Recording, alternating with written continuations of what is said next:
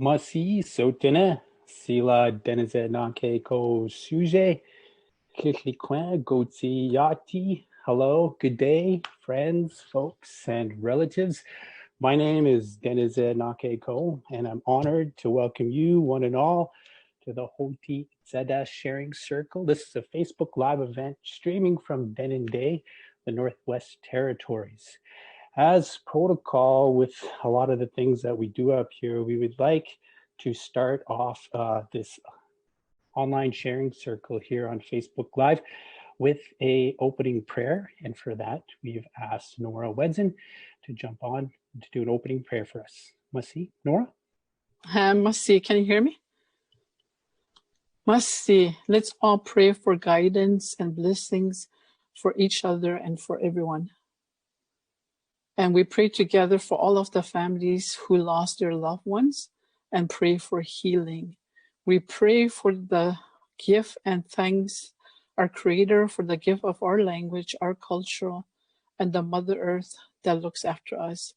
Let's ask for each other to be guided and to help each other and to strengthen the people that are listening to us today, how to get through COVID-19 and to find a way to heal with each other, all of us, because we're going through this time.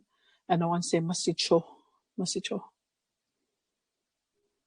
Thank you. All right, Masi, Nora, for those words. Like I said, this is an online sharing circle here on Facebook Live. Hi to all those people, and sorry to interrupt your news feed. This is an opportunity for us through Hotıì ts'eeda to carve out a space online for Indigenous peoples of the North or the Northwest Territories to be informed and comforted by our own experts and trusted knowledge holders on COVID-related issues. We have an hour. We'll be streaming until 8 p.m. Mountain Standard Time. As Indigenous peoples, we have a history of epidemics and pandemics that we have endured throughout the years. Tuberculosis, influenza have left lasting impacts on many families and communities in the North. But the thing to remember is that we are still here. We would also like to address some of the misinformation and myths around this latest pandemic, but also share some ideas on what we can do during this time in connecting or reconnecting to the land, language, or culture, and to those things that make us Indigenous. I would like to invite people that will be streaming with us online. If you're watching, hi Mom, to send in your comments or questions throughout your discussion. So in the comment section with this live video, please drop a comment or a question. And later on in the second half of our sharing circle, we'll be getting to those comments and questions. But now I'd like to take this opportunity to introduce our panelists. We have Jenny Vandermeer, Satu Tanay, originally from Denindé, NWT, and speaks Dene Kide. She is known for her work in wellness and promotes connection to culture for well-being. She's a certified yoga instructor and certified resistance trainer. She works with Hotıì ts'eeda as an Indigenous evaluation specialist. Hey, Jenny. Also, we have Leanne Mantla-Look.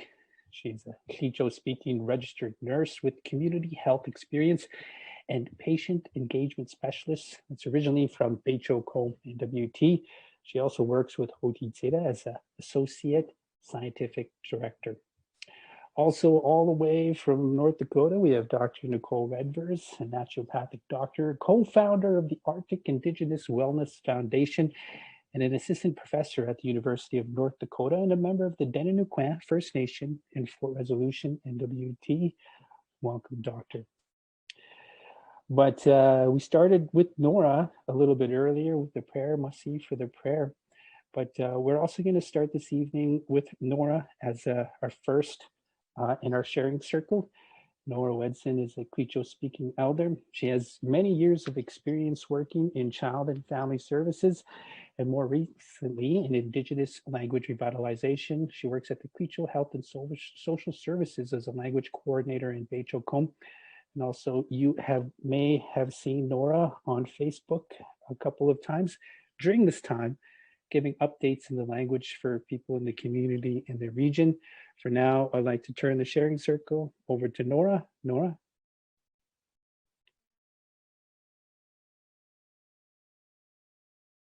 Unmute.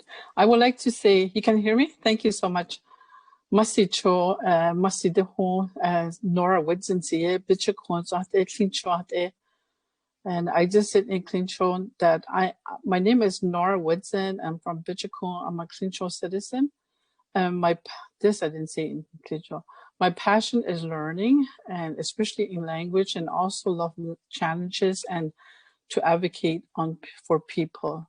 As an elder, and how I take care of myself is I stay home. I don't leave the house on this. It's very important. For example, I would go, if I'm going to go for my medical appointment, go grocery shopping, and go to work, I leave the house. It is very hard, but I practice social distancing when in public. I want to let everybody know that COVID-19 is real. It's real and it exists. And traditionally, greeting with handshakes is our custom, and supporting each other whenever we lose a family member. This new health order practice is hard, but we have to listen and follow the Chief Public Health Order to prevent ourselves and others from COVID-19. All this practice is very important, but here is some important information I want to share, that many things have changed in my lifetime since, and some of them is good and some of them is bad. Social media is both good and bad, but we can be creative to educate our youth about COVID-19 using social media. We can also educate them to use our language and about our culture. Although we had so many changes in our life, we can learn to cope and adapt to the changes in a good way by using the values we have been taught by our parents and our grandparents. The values to respect each other, to take care of each other, and to be safe during COVID-19. And I want to say, today with COVID-19 pandemic, I must admit that sometimes I'm afraid to go out, even though we're allowed to go out. I want to let everyone know that we are responsible and accountable for ourselves. We cannot blame anybody, and we have to take the direction that was given to us, even though it's kind of difficult to follow.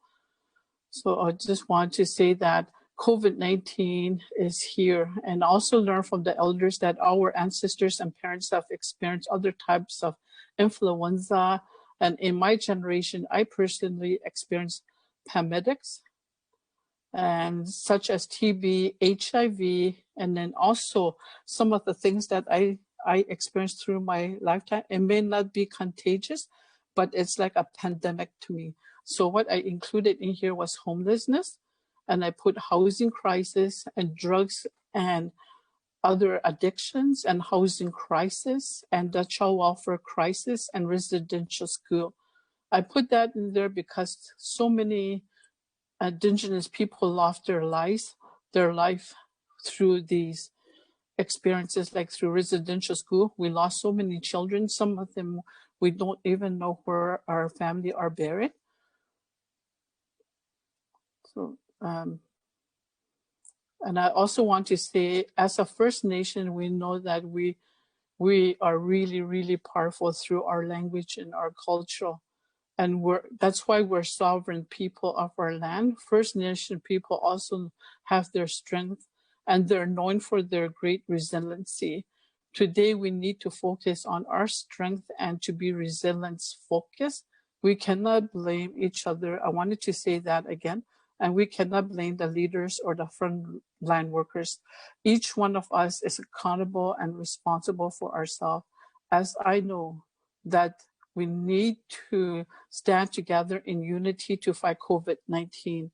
I have heard great stories before how our communities used to respect each other, and our people used to be very, very powerful. They shared their knowledge to survive and help each other in all ways. 2 examples, they didn't fight about, whose home is better. They all helped to chip in to build their cabins, build can use and other things that they need to survive. Today, we need to honor our leaders, the RCMP, all of the healthcare workers, the nurses, the doctors, all of the frontline workers that provide us with water services. And during this pandemic, they ensure that we're safe and we're looked after. We need to listen to each other, help each other, and learn about our nation's values to work and build a path for all our people to unite. It is not going to take or happen overnight, but we need to start and work together to achieve and overcome COVID-19. The most powerful coping mechanism to fight COVID-19 is to unite as one. If we achieve this unity, we can move mountains, especially for everyone to learn their language and culture now while they are staying at home. This is a very good opportunity for them. And to stand as one, it will make us very powerful. Thank you. Masi for that, Nora. Very strong words. And the last quote I wanted to say was that as Indigenous people, we also have to be careful and make sure that our animals and our fish and our birds and water and our environment is not impacted by this, because if we have that, we'll survive. And it will give us hope, just to see that they're healthy. And that's where our survival come from, is from the land that we live on. Thank you. Again, Masi, Nora, for your words.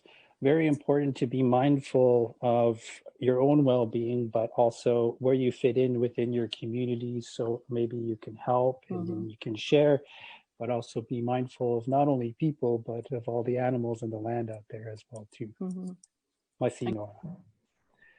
All right. Before we move on to the next person in our sharing circle, I'd just like a quick reminder to say hello to everybody that's watching and following along on Facebook Live. Please send in your comments or questions. If you have any COVID-related questions to our panelists, make sure to put them in the comment section. We are monitoring that, and we're going to get to some of those comments later up in our sharing circle.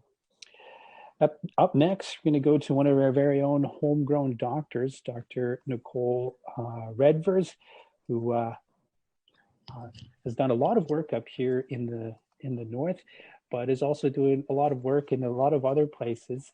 I've had a couple of opportunities to sit down and visit with her in the past, and I've always been happy to share and learn from her. So right now, I'd like to pass on the sharing circle down to Dr. Nicole Redvers. Doctor? Masicho, Denise, and thank you to all the other members, and Masicho to our elder Nora for sharing her great knowledge with us and giving her her space today to share some of those words. Really appreciate when our elders come out and help our communities and share their stories and their teachings with us. So want to honor that space that we've given today, and thanks to the organizers as well. As mentioned, Nicole Redvers, I know many of you, and definitely missing home throughout this pandemic period that we're experiencing. So it's nice to be able to see familiar faces and connect to everybody in this way. I just wanted to do a very quick introduction into COVID-19 and what we're actually talking about this, because there has been a lot of confusing information about what this virus actually is and what it does. COVID-19 is actually the name of the condition that people will sometimes get when they're infected with the virus, coronavirus, or what's called SARS-CoV-2. And this virus is actually part of a family of common viruses that cause the common cold for us. So it's a similar family to that. Unfortunately, this virus tends to cause a lot more problems than the common cold does. And one of the interesting things and unfortunate things about this virus is it can take up to 14 days for the symptoms to be able to show up sometimes in people. So there can be a period of time where people may be able to spread the virus, but not necessarily know that they have it.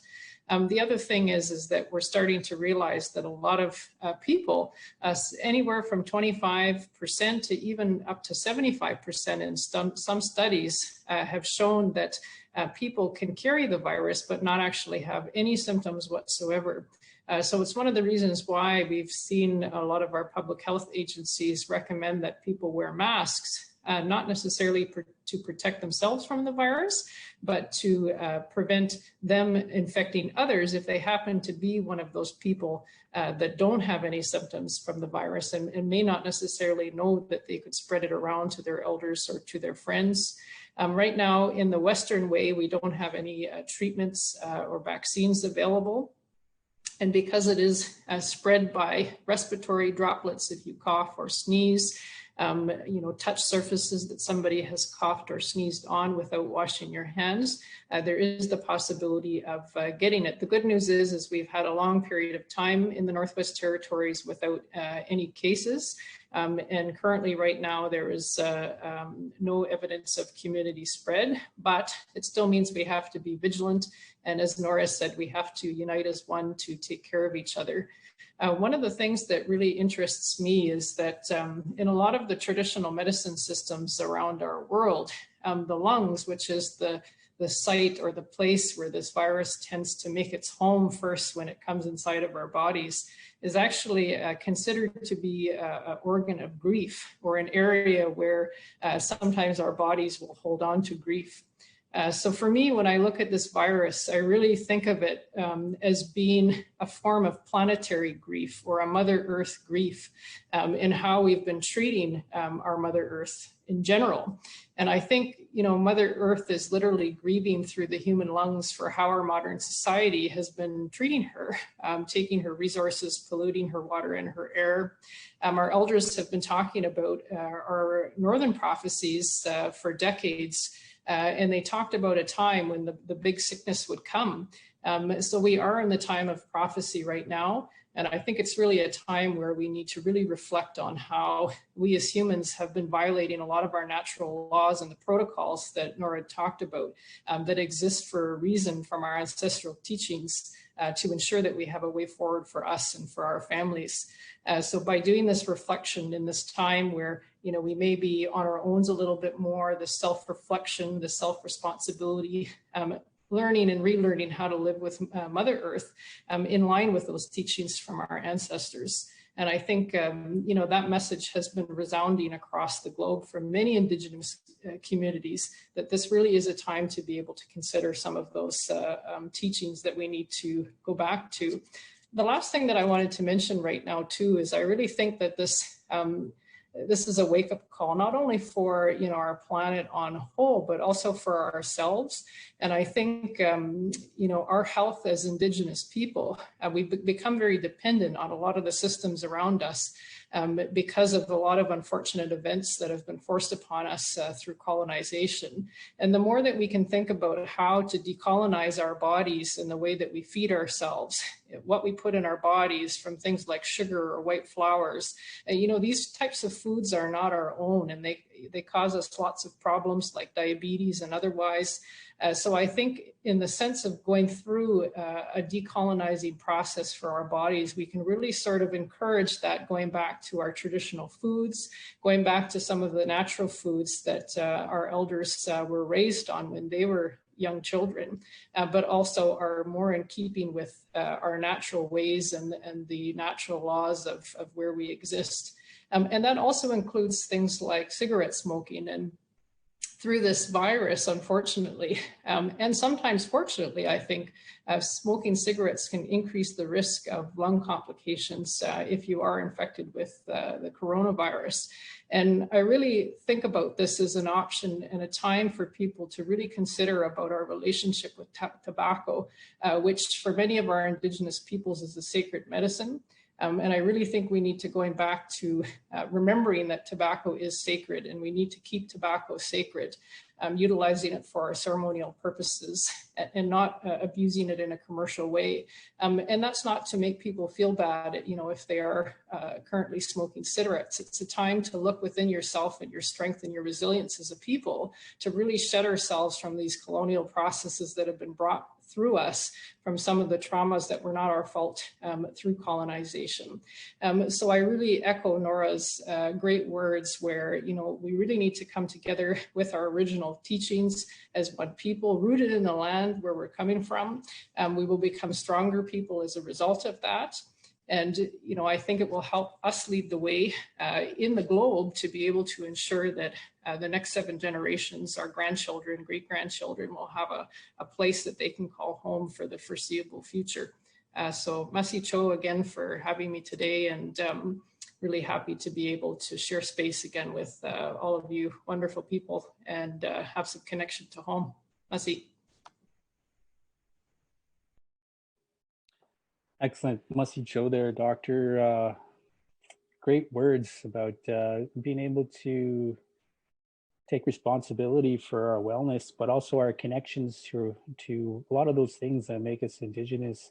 And Nora has said the same thing as well too about being on the land. And the food is, I think, a very important aspect to this. I know online I've been seeing a lot of people posting photos of geese and duck hunting this time of year, which I'm really jealous, and I just kind of wipe the drool out of my mouth. But those types of things I think are really great example of us being who we are and connecting to those things that make us who we are. So Masi Cho for those words there, Doctor. Up next, we're going to go, I think, back to Beijokong, Leanne Mantla-Look, working over there in a bunch of different capacities, but mostly in healthcare. And prior to this meeting and talking with them, Leanne brought up a bunch of good points about a lot of different things.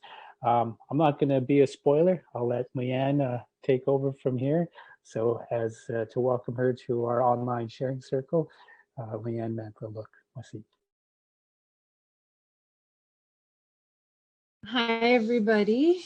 I'll start off in Kincho first. Leanne Mantla-Look siye, beto koto duate, samoit seta hozi ta ari mantlagiye, ito nurse ethine. Hi, everyone. My name is Leanne Mantla-Look, originally from Betchico, Kincho speaking, nurse, and the daughter of Harry and Rosa Mantla. So I was reflecting on this earlier today, and I worked throughout my career through SARS, through H1N1, and now COVID. But never did I think that in my career that I would actually be working or existing through a pandemic. And I have to say it's different. But the one thing that hasn't changed in this pandemic for me is the washing of the hands. And one thing I've noticed since going back into frontline working during this time period is everyone is now washing their hands. And that is something I am grateful for. And I just want to keep reiterating the message that is out already about how to protect yourself against COVID-19 and other viruses is just keep washing your hands.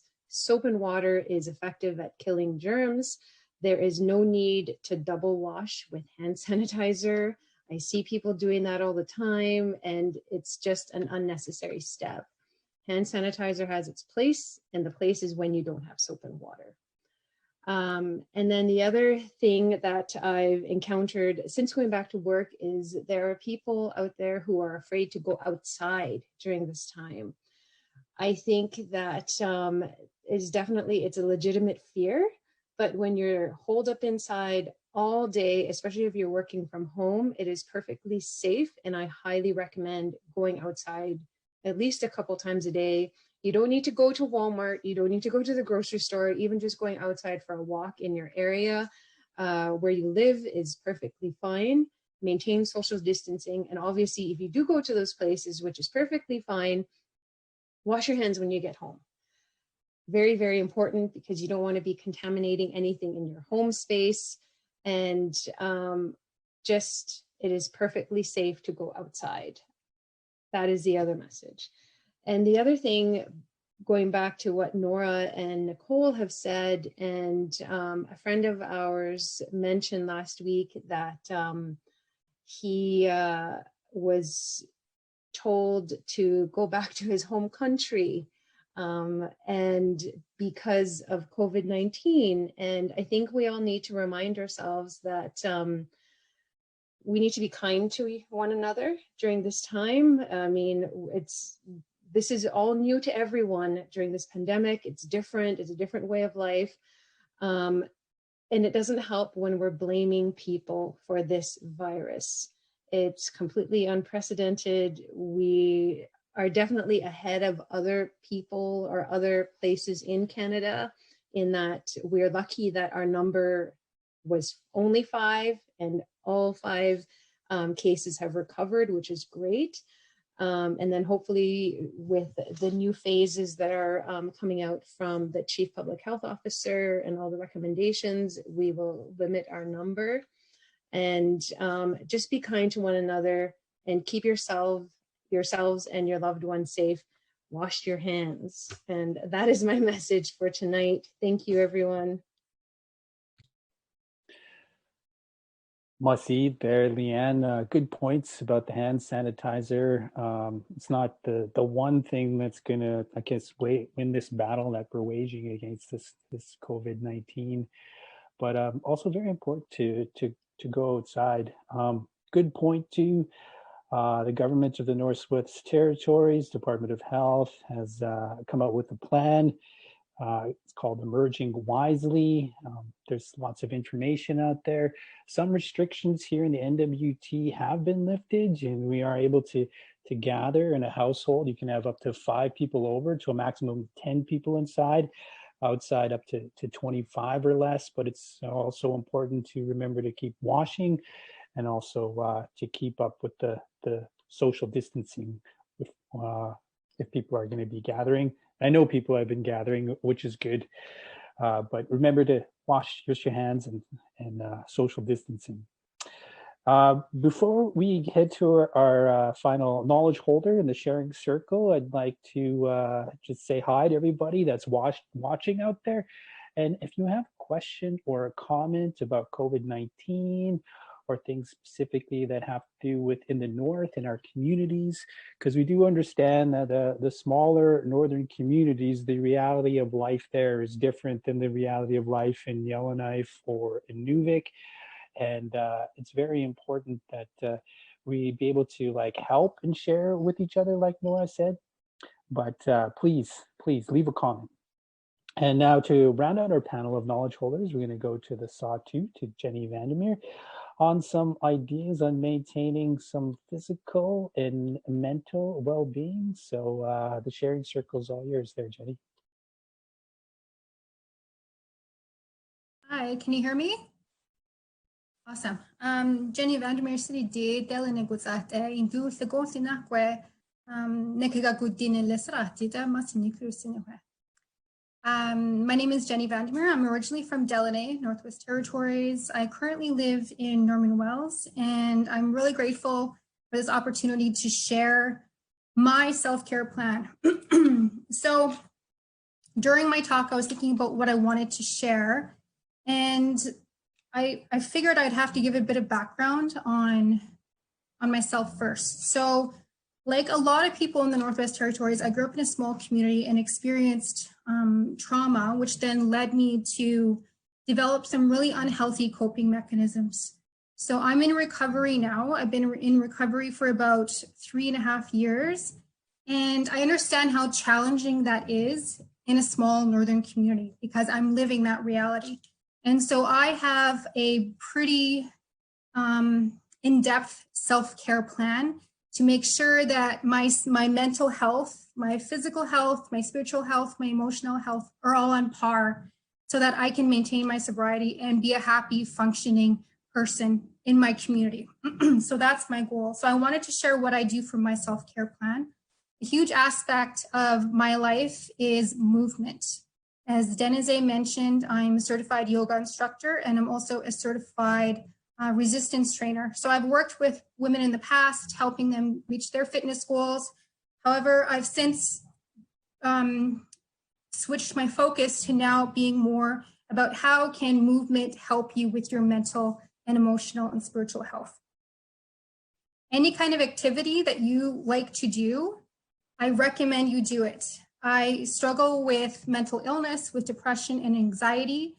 And as much as people don't want to hear this, because I know I'm one of those people, you need to get outside or you need to do some type of exercise to help with your mental health.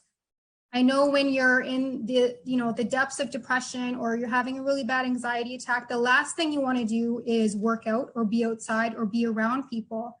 But trust me, it's one of the best things that I do that helps me. So if you can, go outside, especially now the weather's getting nicer out, and it's encouraged for you to be outside as well. It's safe to be outside, really. I know that there's fear around that, but it's safe to be outside. You just have to maintain safe distance from people that don't live within your home. It's good to get sunshine, and you're encouraged to socialize, because as Indigenous people, we really need our communities in order to be healthy and whole. So try to get out and visit. If you can't, there's other things you can do as well. Chopping wood, doing an exercise video. There's tons of things on YouTube, online, yoga DVD, whatever. But my point is, move your body and it'll help you a lot to get through this time, because I understand it's very stressful right now, and people are tending to turn to unhealthy ways of coping. I know in the past, I used to turn to alcohol and drugs and cigarettes. Now I turn to healthier ways of dealing with stress. So exercising, meditating, going to see a counselor or talking to an elder, those types of things. So with the meditation, I know a lot of our people think that meditation is a foreign concept. It's like an Eastern thing, right? Like a different kind of Indigenous people. But it's really, the way I think about meditation is that it's a link to what Nicole said about the breath. And exercise as well, is when you exercise and when you're focusing on your breath and meditating, it's a really good way of releasing toxins or releasing things from your body that you don't necessarily need. So I'm not just talking about like physical toxins, I'm talking about like pain and trauma as well. So it's a really good way of getting rid of that. So I remember when I was growing up, my grandparents used to take us out in the bush, and I'd wake up what I thought was the middle of the night, but it was very early in the morning, and my grandfather would be sitting there by the fire and just breathing, just being still. And I always wondered what he was doing. And it wasn't until I started on my meditation and my stillness journey that I realized that he was preparing himself mentally and spiritually before the day started. So it was essentially making sure that he was in a good place before he interacted with his family. And that's what meditation is. So I highly recommend a meditation practice. I do mine first thing in the morning. There's a lot of really good apps out there. You can find, again, things on YouTube, there's books, there's all kinds of things, or you can reach out to me on social media for other suggestions too, but I really recommend meditation along with exercise to help you deal with stress. Nicole also mentioned a traditional diet. I'm a huge advocate of eating traditional foods. It's a funny story. Last year, I told my Uncle Morris, I was like, I'm gonna do a dinabere challenge, meaning I would eat just traditional food. And he's like, well, you need to learn how to process traditional food if you're gonna do that. And I was like, good point. So as Nora mentioned, during this COVID-19 pandemic, we have an opportunity to relearn or reclaim our cultural practices. So I've been working a lot on improving my my Indigenous literacy and improving my fluency in my Indigenous language. But I'm also working on learning or relearning the cultural practices that were taught to me as a child. So things like making, processing geese. It's spring hunt time right now. So I'm relearning how to do that, and I really enjoy it. Another thing that I started doing as well is beading. I haven't beaded since I was a teenager. So I'm taking this opportunity to really do some self-reflection and, think about what's important to me. And what's important to me is learning about who we are as Indigenous people and this amazing skills that we have. And again, like the amazing resiliency that we have as a people. Nora mentioned, like this power that we have as Indigenous people. And I completely agree with her.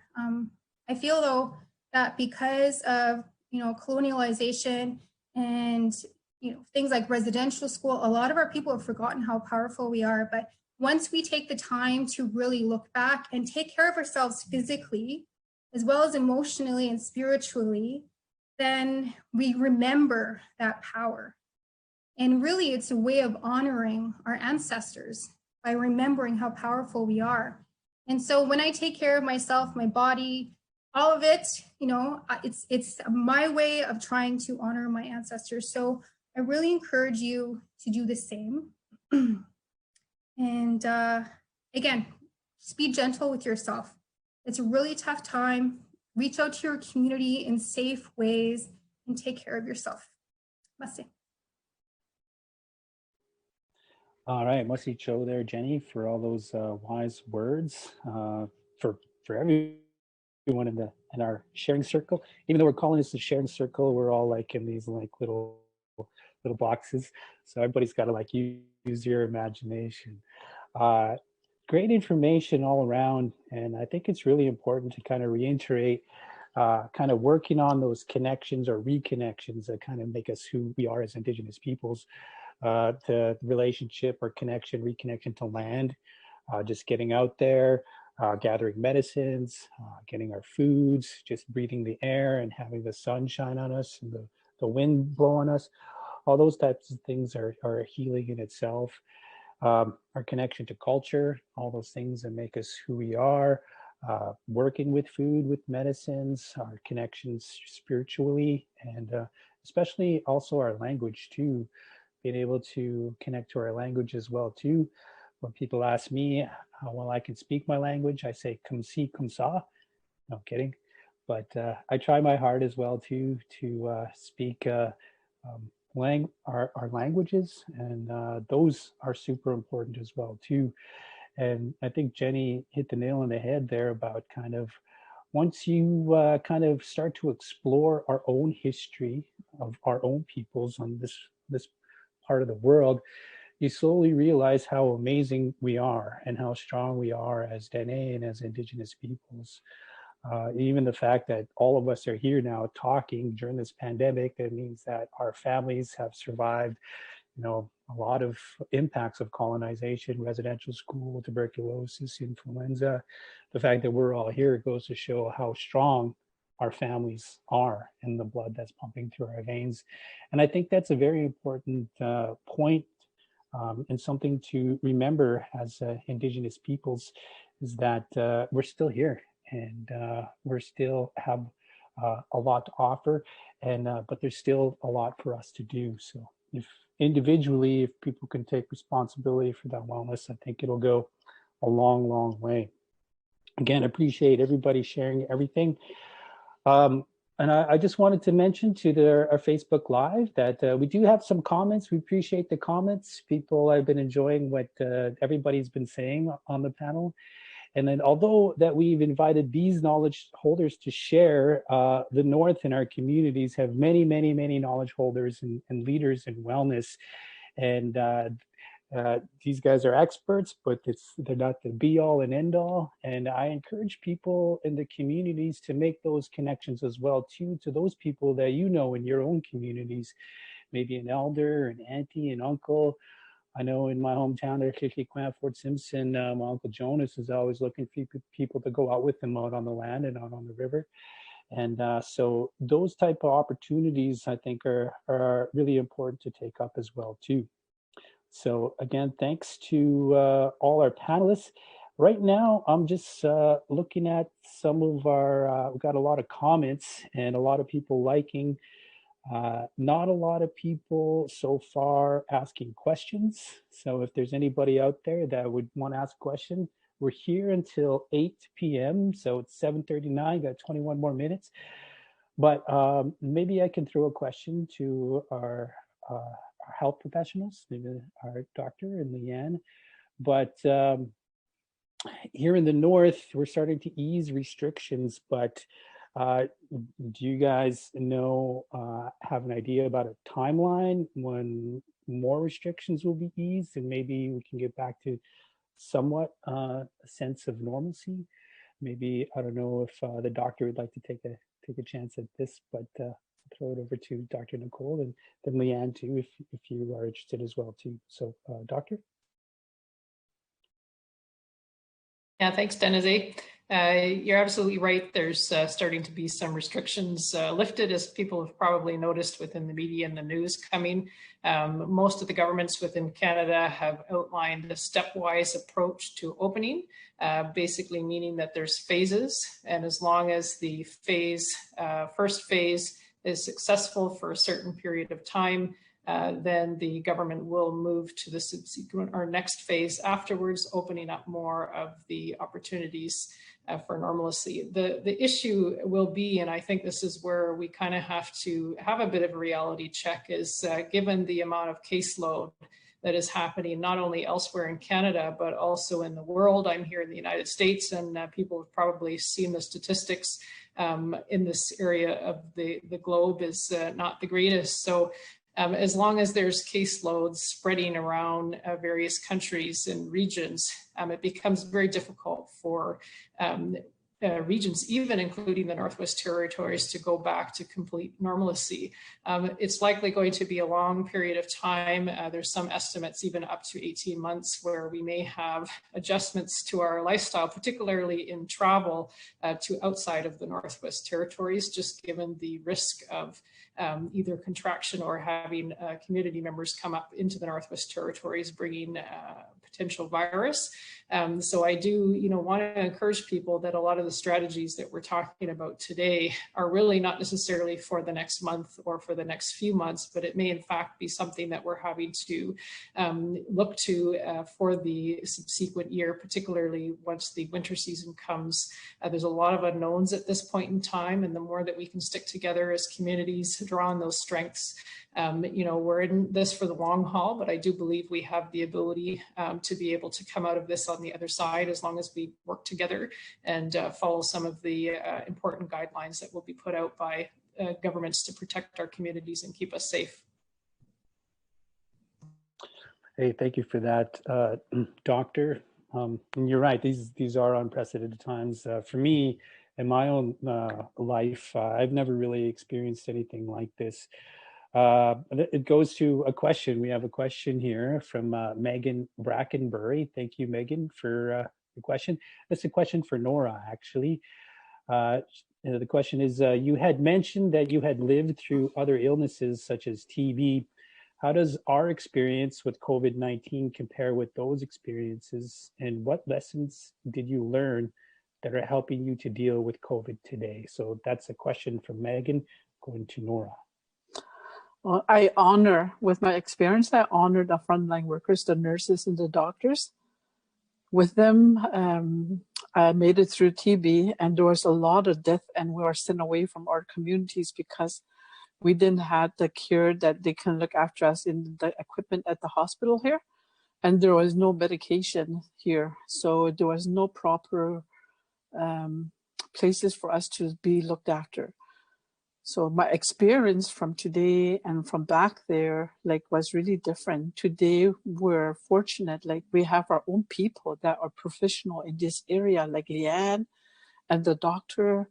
It's so great to have that. And we also have our own medicine people, that live off the land, and they collect traditional medicine for us. And they, they're visionary people.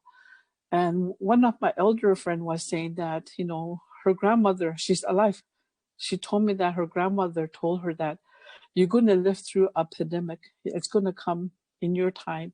And it came in her time, and I was just thinking about it. And this was like long time ago, and she's like in her 80s, and it's just incredible. Like now we have more access to technology and also other information so that we understand what we're going through.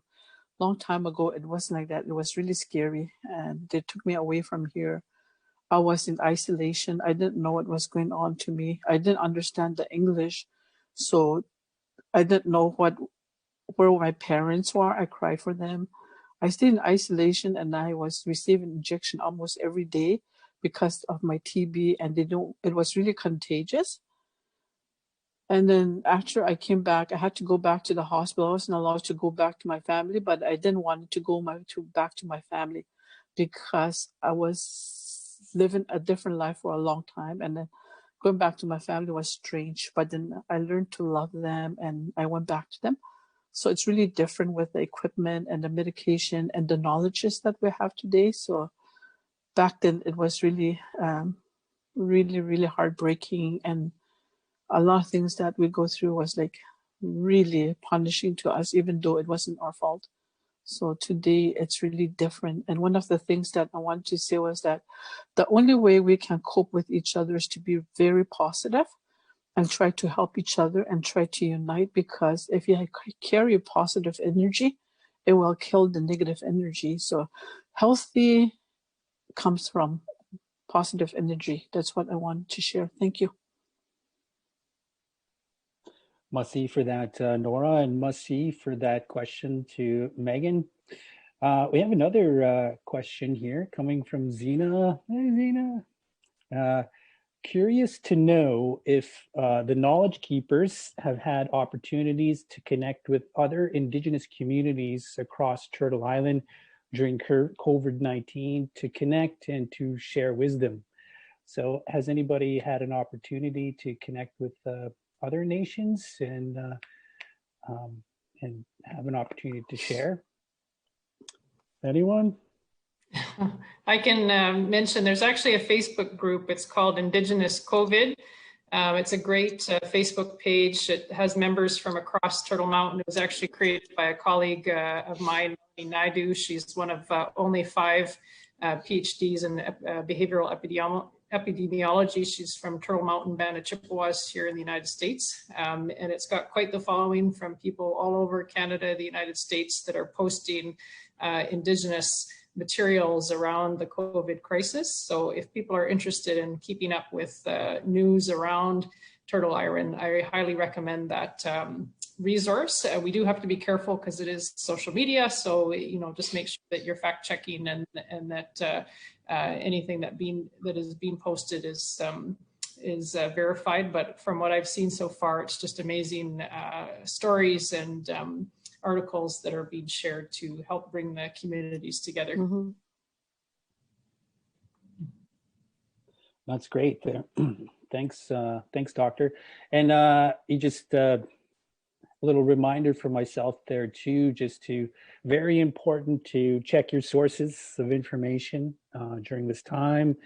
I know there's a lot of information that comes up on your news feed on social media. Some of them can be sensational. Some of them can be, I don't know, from any other source. So very important to check and double check just to make sure that you are getting the best information possible.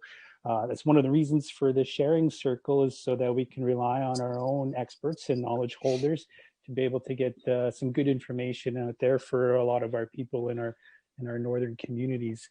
So thanks for that question there, Zena. We have Steph L. Carter up next. Steph has a question. Maybe I'll shoot this over to Leanne and then to Jenny right after. But any suggestions on dealing with fear and worry? Going out, people coughing or inhaling cigarette smoke from others. So what sort of things or sort of ideas would you have for dealing with fear and worry? Yeah, especially if you're going outside and I guess people are having a smoke outside while you're walking by. Let's go, Jenny.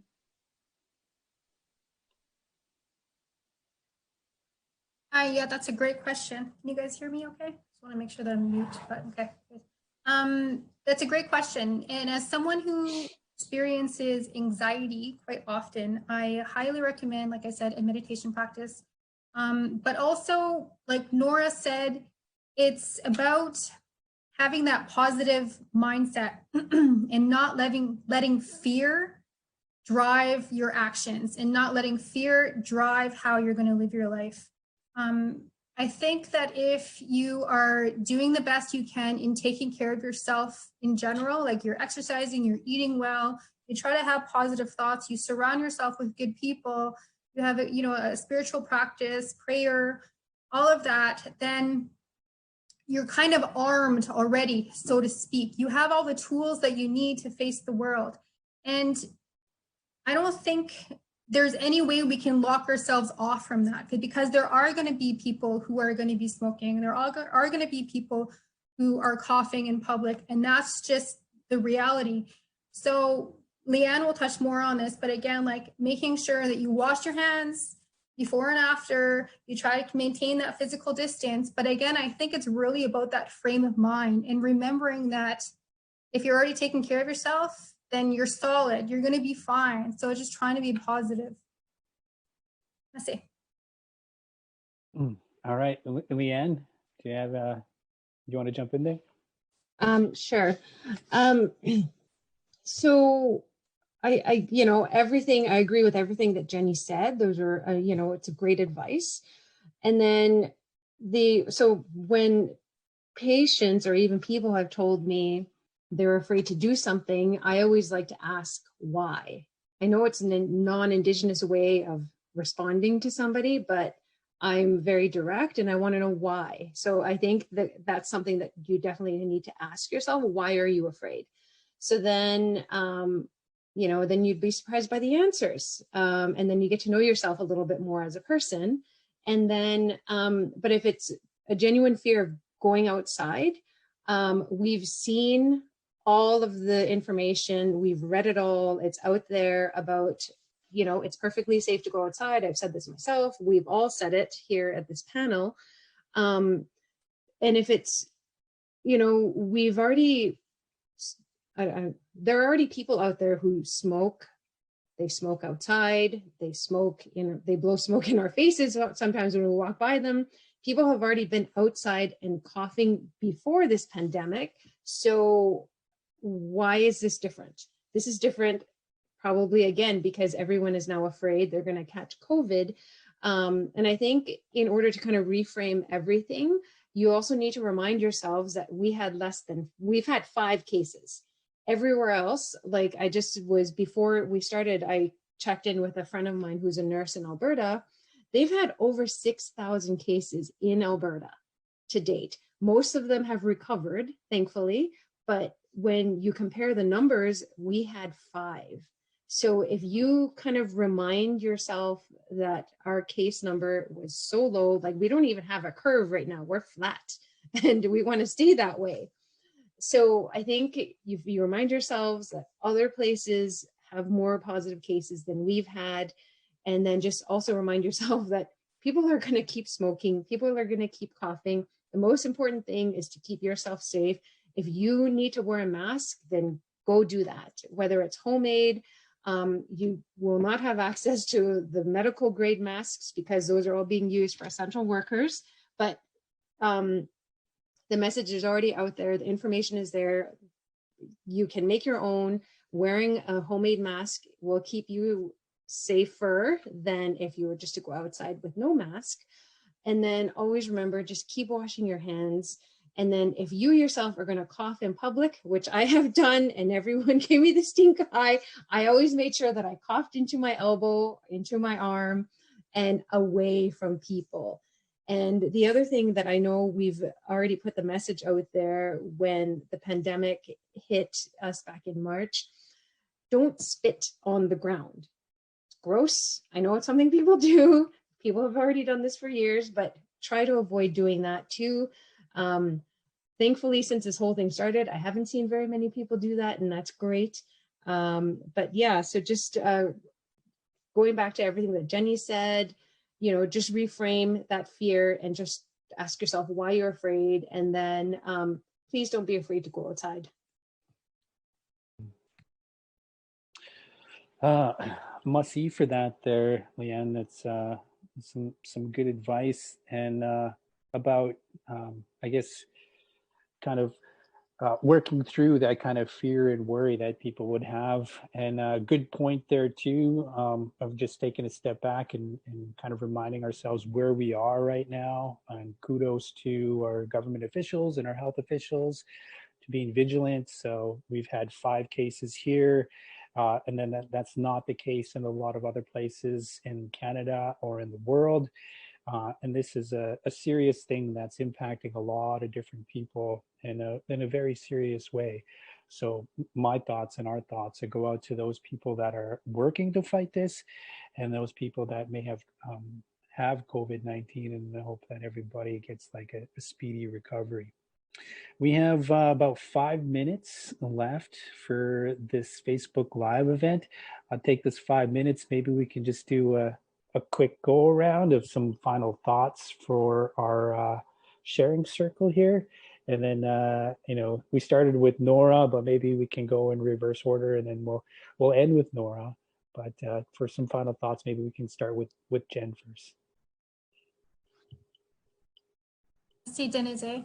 I think for final words, I think it's really important to take everything that we've said here as suggestions. What I do for my self-care plan might not necessarily work for you.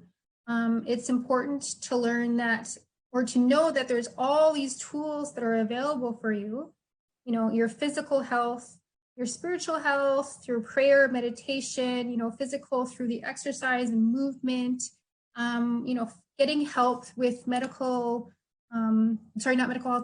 health professionals. There are mental health counselors in most of the communities in the Northwest Territories. I highly recommend you reach out to them. But also don't forget about the important role that elders play in our community. They were traditionally our counselors. So if you feel like you need to talk to someone, please reach out. And I always tell people who say, I don't like counseling, it's not for me. I tell them, counseling's like dating. You just keep trying different counselors until you find the one that you like. And even if you do find one you like, you change as a person. So sometimes you just don't jive anymore. So you got to keep looking. And that's okay. You just need to do whatever you need to help yourself, because like Nora said, you need to be accountable and responsible for your own well-being. No one else is going to take care of us. As Indigenous people, we're extremely independent and we're extremely resilient. So just remember that moving forward. Let's see.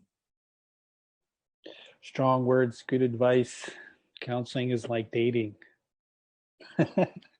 Final thoughts there, Leanne?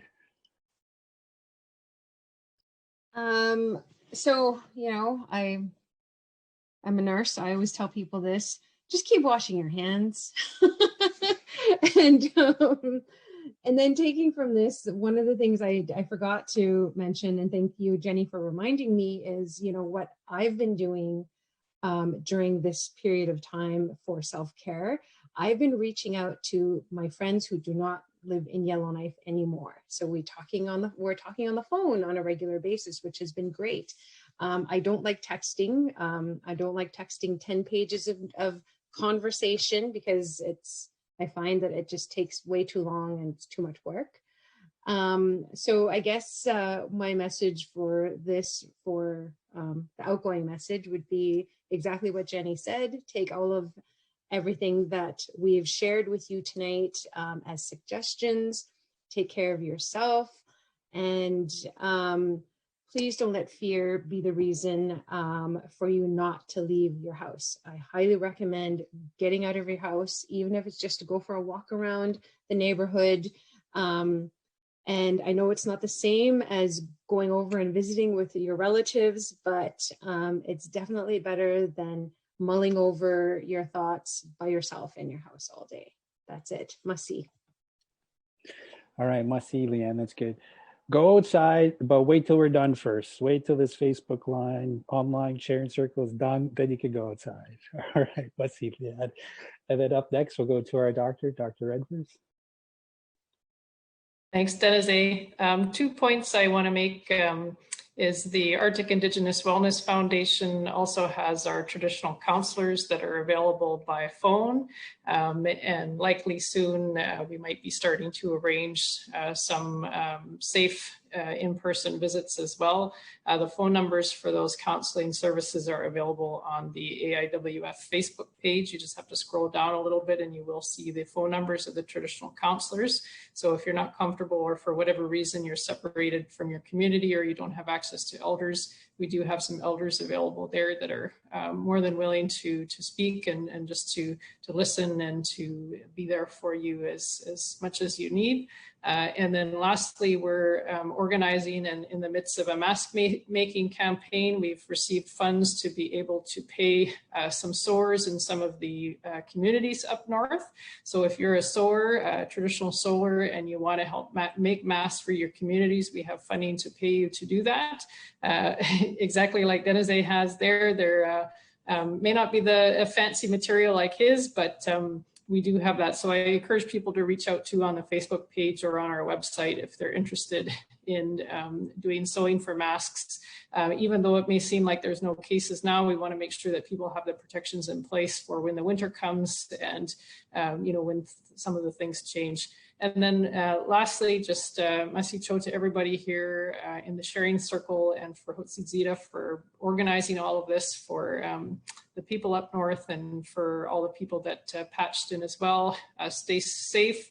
I think, for some of us that are naturally introverted, this time is actually some of the best times of our lives. We don't have to go to the office and be around 200 people all day. So to be honest, I've been kind of enjoying the quiet time at home and being able to spend time with kids. So I think there's some positives as well that we can look to this time for. And I look forward to the other side where we can see the sunshine. But, I think we're going to make it through okay as long as we stick together and be strong. All right, Masi, thanks for that, Doctor. The Arctic Indigenous Wellness Foundation, check out their Facebook page for access to a lot of their services, including counseling. And also, if you have some spare time, you can get into some mask making. So that's always good as well, too. So thanks, Doctor. And finally, for some final thoughts, we'll go to Nora. Masicho, can you hear me? Okay, my final thoughts is that as Indigenous people, we need to look after each other and learn our language and our culture. And I've always been told that knowledge is powerful, that whatever we share here today, I want to thank everybody and the listeners and the people that ask questions and continue to learn about COVID-19 because it's going to save our life. And whatever we learn, and people that don't speak the language, we should include them by telling them about what we learn in our language so they understand. They have been doing that to us all our life, teaching us in our languages or our different languages. We learn and we pass it on, and they have been passing it on to us. And when you learn your language, you get to feel self-worthy and your self-esteem goes up, and it's really healthy too. So we have to be really mindful that through this time that we really need, like Jenny was saying, that we need counseling for the ones that are facing hard time being alone or going through depression or anything. It's good to go to counseling. And I just want to say masicho to everybody and thank you for inviting me. Masicho. All right, Masi, Nora. It's hard for me to put an end to this, but I'm going to have to put it into this sharing circle. I'd like to say masicho to Hotıì ts'eeda for organizing this and putting it on, to Jenny and the whole crew behind the scenes. Also, a big masicho to our knowledge holders, Nora Wedson, Dr. Nicole Redvers, Leanne Mantle-Look, and Jenny Vandermeer. Also, a big masicho to all the people that turned up here on Facebook Live. Thanks for clicking on us on your news feed. That was really nice of you. This discussion will continue on. We're going to leave it on Facebook for people who weren't able to catch it live, and maybe you can share it with family members in different communities. With that, I'd like to say Masi Cho. My name is Dennis Nake Ko. It's been a blast moderating this discussion. I have learned so much, and hopefully you have as well. So Masi, stay safe, wash your hands, and definitely work on those connections that make us who we are as Indigenous people. Masi. It's true.